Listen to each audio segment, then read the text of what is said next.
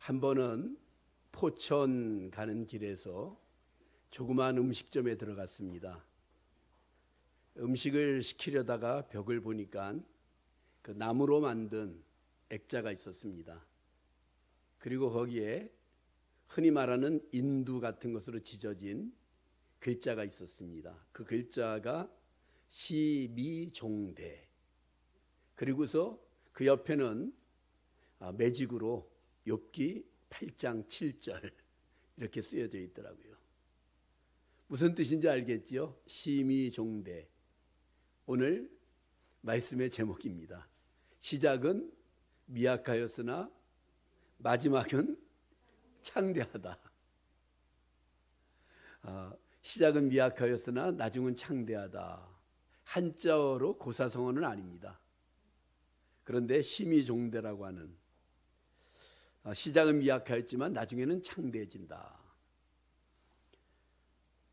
교회 아이들, 어린이들이 세월 따라 크는 모습이 참 신비롭다, 이렇게 느낄 때가 많습니다.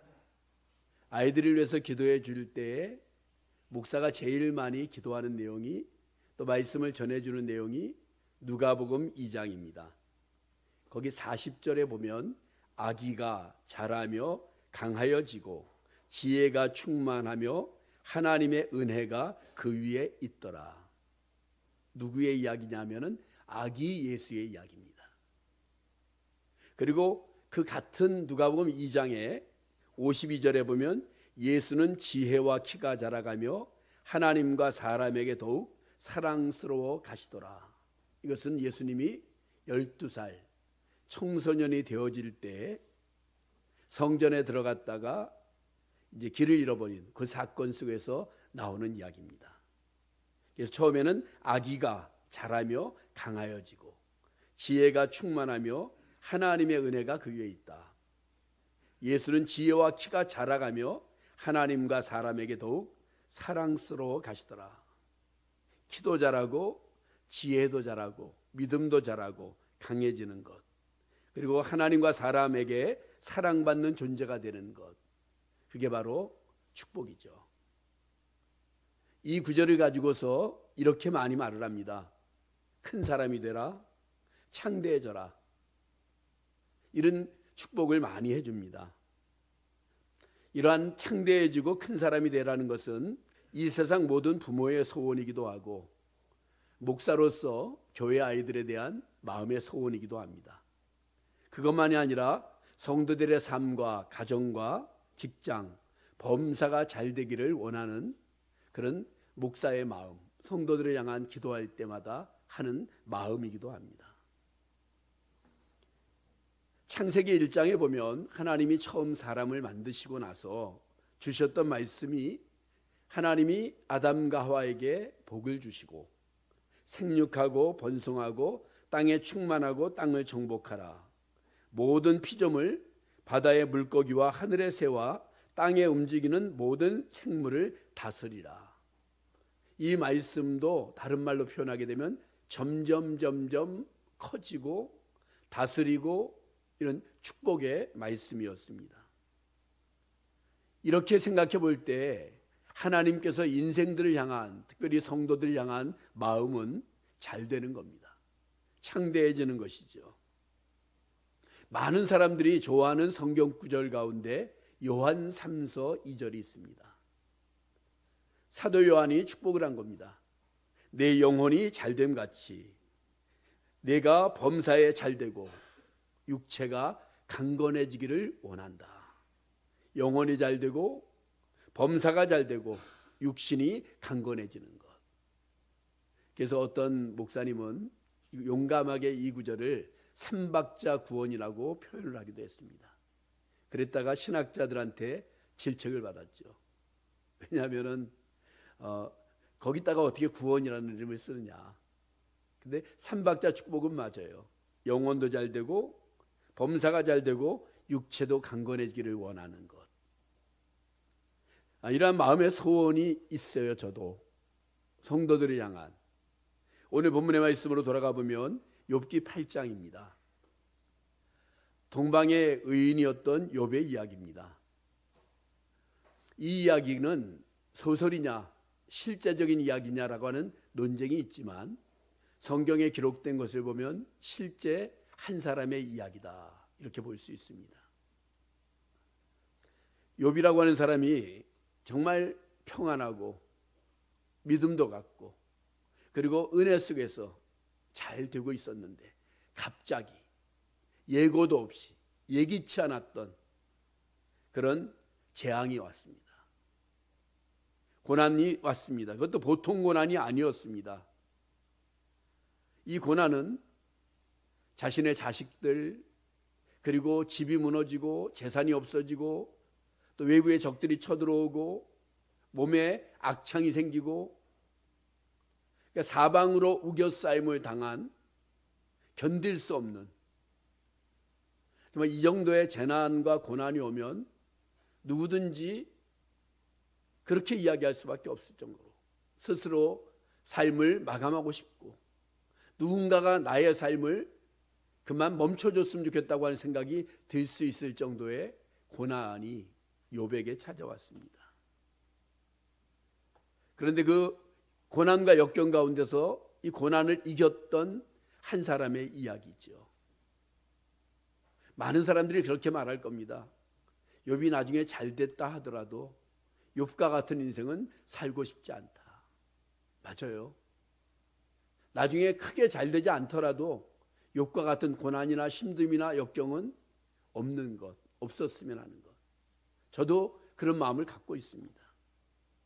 근데 욥에게는 좋은 친구들 먼 곳에 있었지만 3명이 있었습니다. 수아 사람 빌닷, 대만 사람 엘리바스, 나아마 사람 소발이라고 하는 좋은 친구들이 있었습니다. 보통 잘 될 때는 친구들이 있지만 힘들고 어려울 땐 친구들이 떠나는데 이 친구들은 욥의 고난에 관한 이야기를 듣고 욥에게 찾아왔습니다. 어떻게 보면 욥을 신방한 거죠. 보니까는 정말 어이가 없고 기가 막힌 거예요. 그러면서 그들은 같이 울고 7일 동안 침묵하며 옆에 있어줬습니다. 아무 이야기도 않고 같이 울어지는 정말 그 친구. 그런데 우리가 늘 깨닫는 것은 좋은 친구들이었지만 친구의 한계, 사람의 한계가 있는 거죠. 그 다음에 해줄 게 없는 거죠.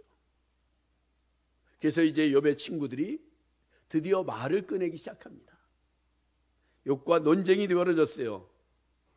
왜 논쟁이 벌어졌냐 하면은 욥의 친구들이 상식적으로 생각해 볼 때 이건 분명히 욥이 눈에 보이지 않는 죄가 있거나 어떤 문제가 있거나 그랬기 때문에 이렇게 된 거지 자연스럽게 저절로 이렇게 망하는 사람은 본 적이 없어. 이게 욥의 친구들의 생각이었습니다. 그 한계였다는 거죠. 근데 욥은 이렇게 이야기합니다. 아니야. 내가 흠이 없다는 게 아니야. 하나님 앞에 최선을 다하고 살았어.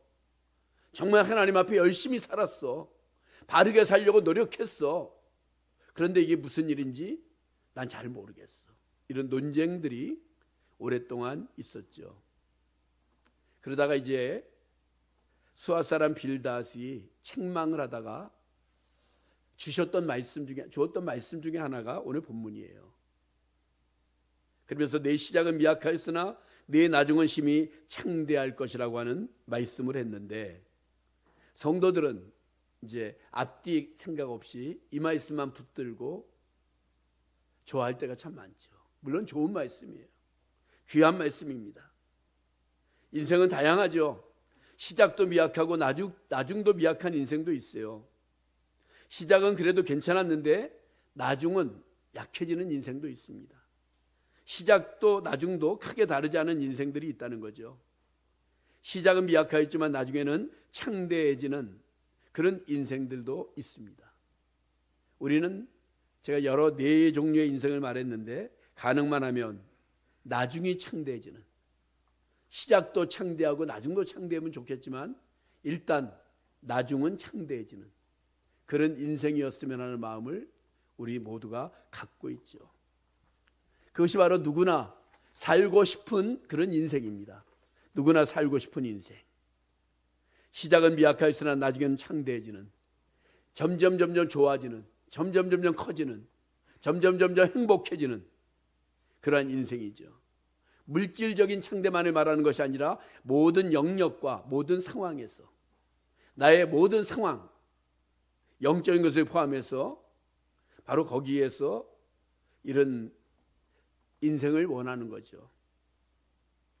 욥은 갑자기 찾아온 재난 앞에서 재산, 자식, 몸의 악창, 질병으로 정말 고생하고 있는데 수아 사람 빌닷이 오늘 본문의 말씀을 하고 있습니다. 어떻게 보면 빌닷은 욥의 친구였지만 욥에게 고통을 더해준 친구 중에 하나입니다. 어려운 고통과 고난이 된 이유가 문제가 있는 거 아니냐? 하나님 앞에 일단 회개하고 출발해야 되는 거 아니냐? 욥, 자네가 진심으로 죄를 뉘우치고 회개하라. 지금은 미약해졌지만 나중은 회복되어 창대해질 것이다. 죄 없다고만 하지 말고 회개하게. 정말 좋은 친구의 충고였지만 욥은 그 충고를 듣고 몹시 괴로워하며 고통스러워하며 논박을 진행합니다. 사실 우리가 충고라는 것은 가능하면 하지 않아야 됩니다. 맞는 말이라도 충고한다는 것은 상대를 위하는 것보다는 더 괴롭게 될 때가 많이 있기 때문이죠. 빌닷의 이 말을 우리가 잘 들여다보면 진단은 잘못 내렸지만 처방은 맞았다. 그래서 이 말씀이 귀한 거예요.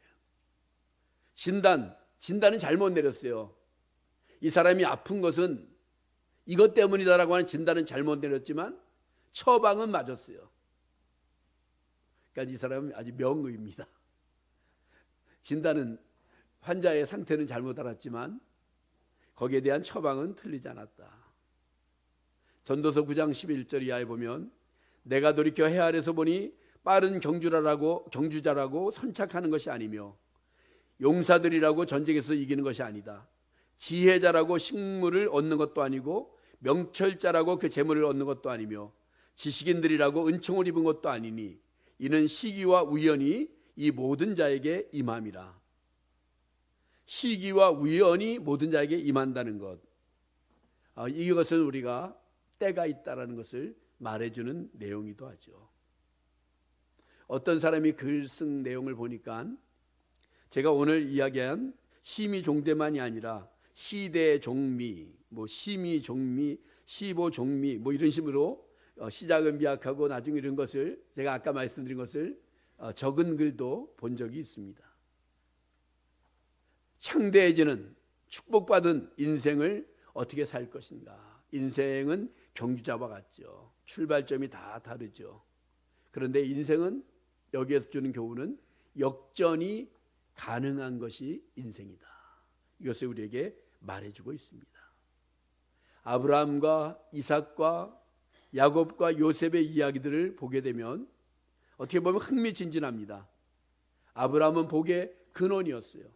그의 아들 이삭은 우물파기라고 하는 벤처, 우물을 파서 계속 성공을 해서 재산을 많이 들렸어요. 야곱이라고 하는 사람은 먼 나라에 갔지만 20년 만에 거부가 되어서 돌아오게 됩니다. 요셉은 애굽의 종으로 팔려갔으나 애굽의 총리가 되었죠. 그런데 이 네 믿음의 조상들의 모습들을 보게 되면 역전하는 인생을 산 쉬운 인생들이 아니었어요. 의외로 쉬운 인생이라고 한다면 이삭이죠. 이삭은 평범한, 그러나 이삭도 쉽지 않았을 거예요.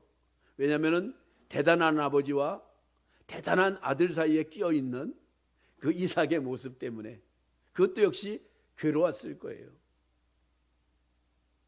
요즘 젊은이들을 보게 되면 감동이 될 때가 있어요. 어떤 감동이냐면 어제도 어딜 가는데 젊은이들이 많이 지나가더라고요. 선거운동 하나 했더니만 마라톤 대회에 나온, 마라톤을 뛰고 풋살을 하고 이런 어떤 많은 것들을 하는, 건강을 위해서 많은 사람들, 또 나이가 든 사람들은 자전거를 많이 타기도 하고.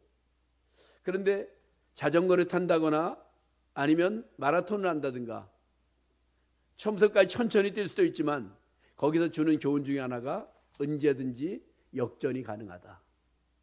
그것을 우리에게 교훈으로 주기도 합니다. 오늘 본문의 말씀은 바로 이 빌닷을 통하여서 주는 교훈은 창대해지는 방법을 알려주는 거예요. 시작은 미약하였지만 나중은 창대하게 되는데 어떻게 하면 창대할 수 있느냐. 5절에는 그 답을 주죠. 하나님을 부지런히 구하며 하나님을 찾으며 전능하신 이에게 간구하고. 먼저 성경에는 하나님을 부지런히 구하며 전능하신 이에게 빌고 하나님을 구하라는 것. 그러니까 우리는 기도할 때 먼저 하나님의 나라와 하나님의 의를 구하라고 했잖아요. 기도할 때 제일 중요한 것은 하나님을 구하는 거예요. 하나님을 구한다는 것은 하나님의 은혜를 구하고 하나님의 은총을 구하고 하나님의 사랑을 구하고. 그러니까 어떤 우리의 기도의 제목, 일용할 양식 많은 것들이 필요하지만 먼저 하나님을 부지런히 구하고 그리고 그 하나님이 전능하신 하나님임을 믿고 기도하라는 것. 어떤 사람이 기도하는가? 자신의 한계를 아는 사람이 기도하죠. 자신이 노력해도 노력으로만 인생은 되는 게 아니다라고 하는 한계를 알게 되면 기도할 수 있어요. 미래에 대한 꿈이 있는 사람이 기도하죠. 목표가 있고 꿈이 있고 무엇인가 이루어지기를 원하는, 미래가 잘 되기를 원하는 사람이 기도합니다. 쉽게 포기하지 않는 사람들이 또한 기도하죠. 야곱이라고 하는 사람의 이야기, 야곱은 어떻게 보면 많은 사람들에게 손가락질을 받지만 또 칭찬을 받는 사람 중에 하나가 야곱이에요. 그래서 어떤 사람도 갖지 못한 특별한 이름을 갖게 됐어요. 내 이름을 다시는 야곱이라 하지 않고 이스라엘이라 하겠다. 이스라엘이라고 하는 이름이 바로 야곱에서 출발한 걸 보면 그가 얼마나 대단한 사람이었는가를 보여주죠. 그런데 약삭 빠른 사람이잖아요. 마음에 안 드는 성격을 가졌잖아요. 아버지 축복을 가로채기 위해서 속이고 형에게 팥죽한 그릇에 장자권을 빼앗고. 근데 사람의 눈으로 볼 때는 야곱이 비겁하고 더티하고 마음에 안 드는 성향, 그렇지만 이 사람이 원했던 내용을 가만히 들여다보면 물질적인 것이 아니라 영적인 것이었어요. 더 많이 은혜 받으려고 하고 더 많이 하나님을 통해서 받고자 하는 영적인 부분들, 그게 그에게 아주 강했다는 거죠. 먼 나라에 가서 잘못 외삼촌을 만나서 고생을 많이 하는데 그의 기도 가운데 그는 이런 기도를 해요. 어느 때나 내가 내 집을 세우겠습니까? 그러면서 그는 거기에서 하나님 앞에 기도하게 되죠. 그래서 어느 날 기도하고 연구하다가 깨닫는 게 있죠.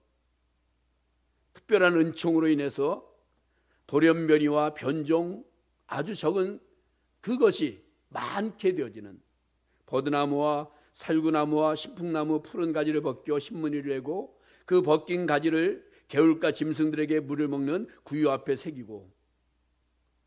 이거는 안 돼요. 이렇게 해도 안 되는 겁니다. 근데 이게 됐어요. 안 되는데 됐다라고 했을 때는 하나님이 야곱에게 주시는 은혜요, 은총이에요. 다른 사람이 하면 안 돼요. 우리가 하면 안 돼요. 그런데 야곱은 됐어요. 이 말은 모든 사람에게 하나님이 되게 하시는 방법은 따로 있다. 그가 기도했다는 것이죠. 특별한 총 기적을 경험합니다. 우리는 잘 모르지만 무엇인가 야곱과 하나님과의 영적인 비밀이 그 안에 있었어요. 기도하다 보면 확신이 들고 영적인 비밀이 생기고, 그것이 야곱에게 있었다는 영적 비밀, 신앙인만이 가진 참된 체험, 그게 기도하다 보면 생기는 거예요.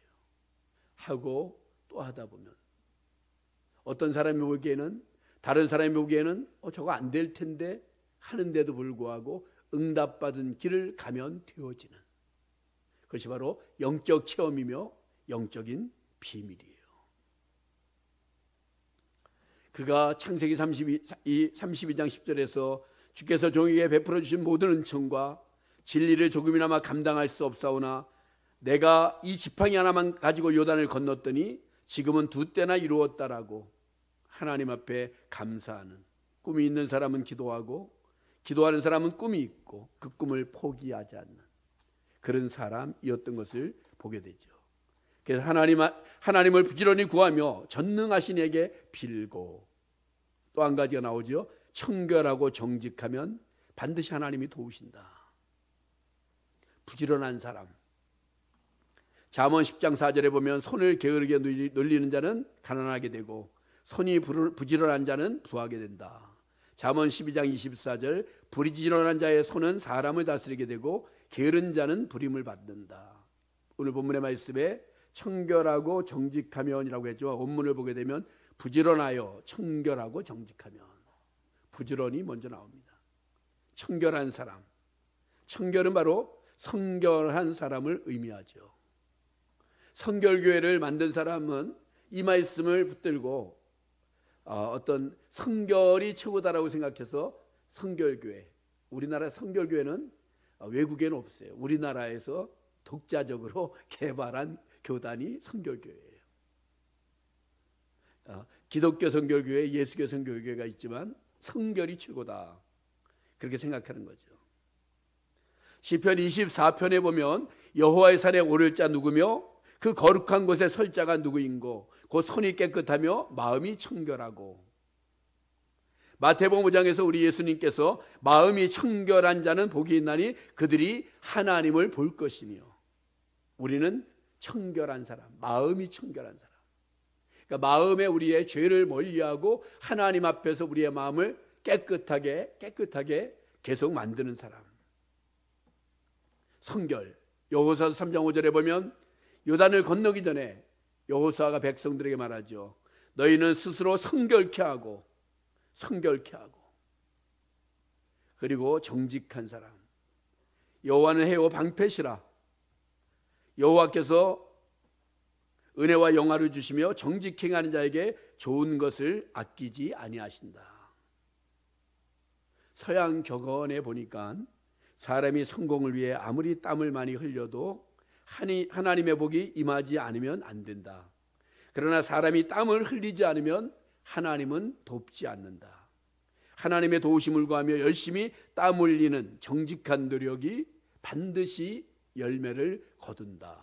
이렇게 표현하기도 했습니다. 청결하고 정직하면. 한 가지 오늘 본문의 말씀에 더 내용이 나오고 있습니다. 그것은 바로 8절이합니다. 청컨대 너는 옛 시대 사람에게 물으며 조상들이 터득한 일을 배울지어다. 우리는 어제부터 있었을 뿐이라 우리는 아는 것이 없으며 세상에 있는 날의 그림자와 같으니라. 그들이 내게 가르쳐 이르지 아니하겠느냐? 그 마음에서 나오는 말을 하지 아니하겠느냐? 이 말이 무슨 뜻입니까? 우리는 열조 믿음의 선배들에게서 배우라는 겁니다. 배우는 것, 믿음의 선배들에게서 배우는 것, 배우고 확실한 일에 거하라고 바울 사도는 디모데에게 말씀했죠. 교만치 말고 다 아는 것처럼 생각하지 말고 우리가 열조에게서 배우라. 선배들에게서, 믿음의 선배들을 통하여서 배우라고 하는 것이죠. 예를 들어 본다면 우리가 요셉 같은 사람을 배울 수 있죠. 그는 정말 형들의 미움을 받고 애굽에 종으로 팔려왔는데 정직하게 성결하게 최선을 다했죠. 그렇지만 그는 떨어져서 감옥에까지 갔죠. 그렇지만 나중에 그가 총리가 되었던 것은 그는 끊임없이 배웠던 사람이기 때문에 그래요. 무엇을 배웠을까? 그는 보디발의 집에서 경제도 배웠고 감옥에서 정치도 배웠고 작은 일에 충성하니 큰 것을 맡게 되었던 그런 모습을 요셉을 통해서도 배울 수 있어요. 그러니까 우리가 성경을 우리도 배우고 우리의 자녀들에게도 성경의 이야기, 다니엘의 이야기, 요셉의 이야기, 많은 이야기들을 배우라는 것은 이들이 이렇게 됐구나. 하나님이 이렇게 축복했구나. 이것을 배우는 것이죠. 배우고 작은 일에 충성하는 것. 아무리 밑바닥에 있더라도 그곳에서 배워야 된다는 겁니다. 배워서 준비하면 반드시 그것을 사용할 기회가 주어지는 것이 인생입니다. 우리가 인생을 이제 많이 살았다 하더라도, 윗자리에 있다 하더라도 끊임없이 배워야 합니다. 역사를 배우고 신앙의 선배들의 경험담을 배우고, 이것이 우리에게 오늘 중요합니다. 오늘 말씀의 제목을 심의종대, 이 사자성어는 아니라 그랬어요. 시작은 미약하였으나 나중은 창대하다. 우리는 앞으로 쉽지 않은 인생을 계속 또 살게 될 것입니다. 이제 이틀 후면 대통령 선거도 있고 이미 진행 중이죠. 누가 된다 하더라도 우리나라가 좀 쉽지 않을 것 같아요. 지금 미국, 그다음에 중국, 러시아, 북한, 일본, 우리를 둘러싼 나라들을 보면은 군사 강국, 경제 강국, 인구 강국, 영토 강국, 다 대국들이고 강국들이에요. 이 작은 나라가 이 영토, 군사, 경제, 인구, 수많은 강국 사이에서 어떻게 살아남을 수 있을까? 딱 한 가지입니다. 그것은 바로 영적 강국이 되면 돼요. 하나님이 우리 편이 되고 우리가 하나님 편이 되는 영적인 강국이 되면 살아남을 뿐만이 아니라 그 모든 것들을 해서 이길 수도 있어요. 그래서 우리는 이제 어떤 것과 상관없이 하나님은 우리 편이고 우리나라 편이고 우리나라를 붙들어 주실 것이고, 그것이 바로 성도들의 믿음의 자세예요. 하나님의 손은, 하나님의 역사는 하나님이 끌어가신다. 이 믿음을 갖고 이 나라를 위해서 기도하면 된다는 겁니다. 그래서 지금은 우리나라가 미약하지만 나중은 창대해질 거라고 하는 믿음을 갖고, 교회도 지금은 미약하지만 나중은 창대해질 거라고 하는 믿음을 갖고, 우리나 우리의 자녀들이나 우리 교회 어린이들이나 우리의 모든 모습들이 나중은 더 좋아질 것이다. 그 믿음을 갖고 가는 그러한 저와 여러분들, 그 믿음을 갖는 우리 모두가 되시기를 주의 이름으로 축복합니다.